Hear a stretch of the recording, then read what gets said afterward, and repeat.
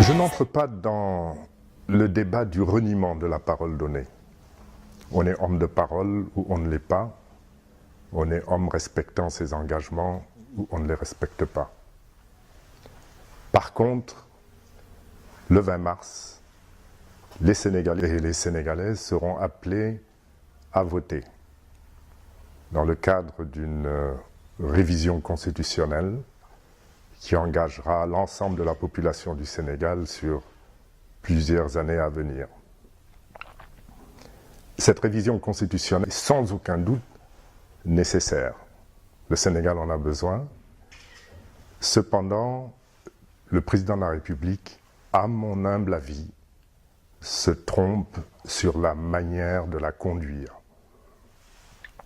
Et c'est pour cette raison que je pense qu'il est important de voter non. Il se trompe sur la démarche. D'abord, le référendum n'est pas indispensable. Il est même contre-indiqué pour une révision constitutionnelle qui porte sur 15 points. Un référendum, c'est en général une question simple à laquelle il faut répondre par un oui ou par un non. Ce n'est pas plusieurs questions pour une seule réponse.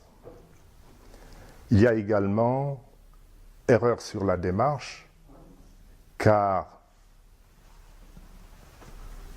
nous aurions pu obtenir exactement les mêmes objectifs, les mêmes résultats, atteindre les mêmes objectifs, obtenir les mêmes résultats, sans recours à un référendum dans l'immédiat.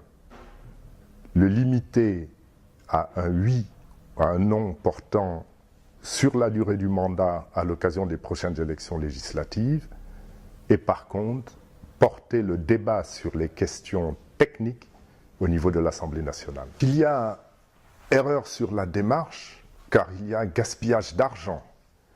On aurait pu obtenir les mêmes résultats, atteindre les mêmes objectifs en limitant les questions techniques à l'examen de l'Assemblée nationale et en soumettant le référendum au peuple portant sur la seule question de la durée du mandat à l'occasion des prochaines élections législatives.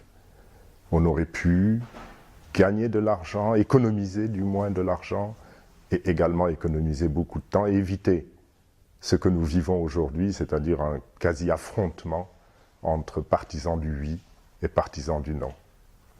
Il y a erreur également sur le moment choisi, car je pense qu'il n'y avait pas urgence, il fallait se donner le temps de la réflexion et surtout, cette constitution qui concerne davantage la jeunesse sénégalaise que nous-mêmes, on aurait dû laisser le temps à cette jeunesse de s'inscrire sur les listes électorales.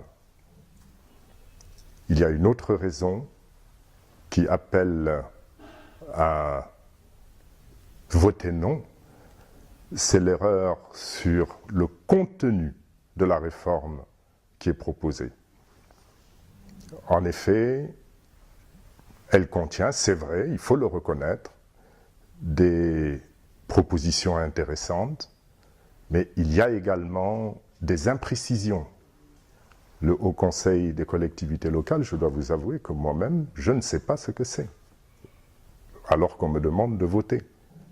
Je dois également indiquer que cette réforme constitutionnelle aurait dû être, à mes yeux, une belle occasion, et ce ne sont que des exemples que je cite, aurait dû être une belle occasion d'organiser une véritable indépendance de la justice de notre pays. C'est pour l'ensemble de ces raisons que j'ai décidé de voter non le 20 mars.